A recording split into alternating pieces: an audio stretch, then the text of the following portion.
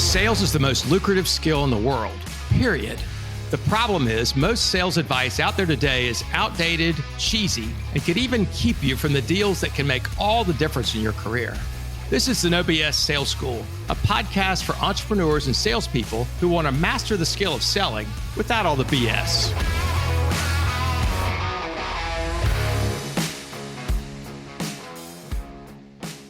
The lesson for today is don't be a victim.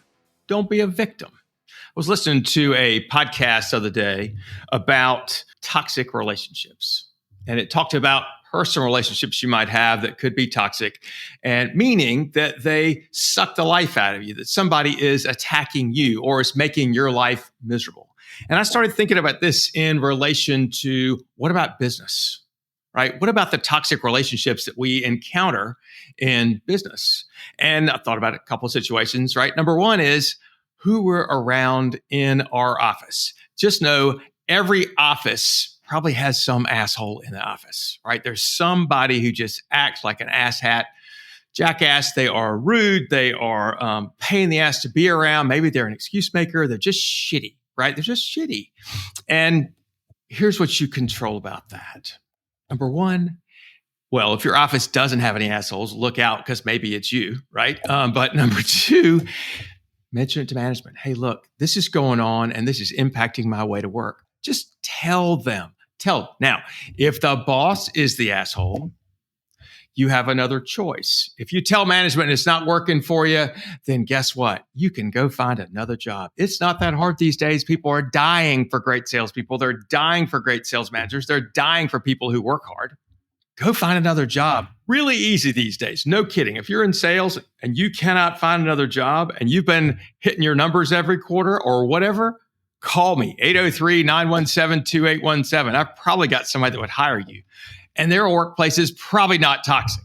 Well, probably not as toxic. Can't promise anything, right? But I can find you another place to work. Give it another shot. You are not a victim. If your boss is an asshole, get out. Get out. You don't need to stay there. Number two, toxic. Prospects can be toxic. What does that mean? Well, let's pretend you've talked to them one time and they said, yeah, let's talk again next week. And then you have a time and a date and you call and they're not there. Well, that sometimes happens, right? What do you do when that happens? You say, hey, John, this is Walker. I had us down for 2:30 today. Clearly, I got it wrong. Do you mind letting me know what time we're supposed to talk so I don't miss it for the second time, right? Fall on your sword. You're not the victim. You're taking responsibility for this stuff. Don't get pissed off at them because maybe something happened. You don't know. If they do it again and again, guess what? They're just not that into you. It doesn't matter. Move on. Close their file. There's another type of toxic prospect that's no fun to be around. They suck. They're rude and they're demanding. I've had several of these in the last 6 months. They're passive aggressive. They're pushing. They want stuff that's not time to give them. They want me to break my rules, break my code to get them the information they want. Not playing that game. So sorry. Sounds like we're not going to be able to work things out. Now that it's over, can I ask you a question? You might say, when you called and said this was a problem, when you admitted before there's a problem, were you exaggerating? Right? Were you exaggerating? Because quite frankly, if they were exaggerating, this is why they might treat you like that. People don't know how to buy, so we got to give them a little bit of credit. But if somebody's an asshole, they're going to show their face early. You're going to learn about who this person is during the sales call or the sales process. And if they're an asshole in the sales process, they'll also be an asshole when they work with you.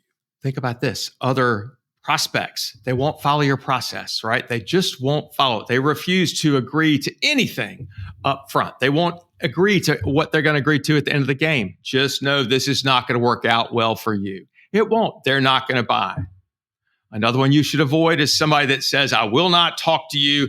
I will only respond via email.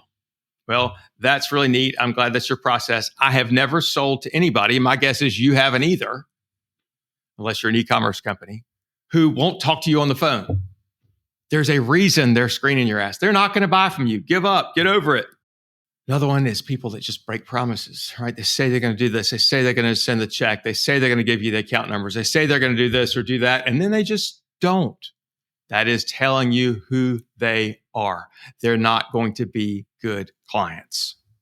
Now, Let's talk about those clients that are toxic. Number one, I had a client who was a PR firm, and their largest client, 51% of their revenue, which is why they hired me to help dilute that person, help dilute that thing. 51% of the revenue, and he would scream at the people on the team every time he talked to them. Scream, yell, degrade. I think it was twice a week he made somebody in this PR firm's office cry. Twice a week, made somebody cry. When he would come to town to meet with the owner of the PR firm, he would suggest they go to dinner, the most expensive place in town. He would ask her, where's the most expensive place in town? I want to go there. He would go there. He would order the most expensive thing on the menu. And then he would order a second one of those. And then he would order the most expensive bottle of wine. And he'd order a second one of those. And he'd ask for the second plate and the second bottle of wine to go. And by the way, this is something that my client, his person, was paying for. What an asshole. He was passive aggressive. He was a shithead. And I kept saying to my client, fire him. He is toxic. He is running your good people off. And she kept saying, I can't. Well, guess what? He left them. He left them anyway. We were trying to go build a new team. We're trying to go get more clients. Couldn't make it happen. She was too wrapped around the old one. The whole thing collapsed. She is now out of business because of her toxic client that she refused to either stand up to. Hey, I'm sorry. You can't treat me that way. Do not speak to my employees that way. We need to work something out because this is not working, right? You need to stand up to bullies. It's the only way to do it. Don't put up with that bullshit in your life, in your business. If you have a shitty client, fire them. Recommend they go to your worst competitor. Send them over there. They'll be so happy they got him, and he will help them go out of business. I'm Walker McKay with No BS Sales. Don't put up with toxic bullshit in your work environment. Thanks for listening to the No BS Sales School podcast. If you're struggling to close deals, then I want to invite you to take my free mini course, where you'll learn the 7 most expensive sales mistakes that will cost you time, money, and credibility. So be sure to click the link in the show notes or go to www.7salesmistakes.com. That's the number 7salesmistakes.com. Thanks again for listening to the No BS Sales School podcast.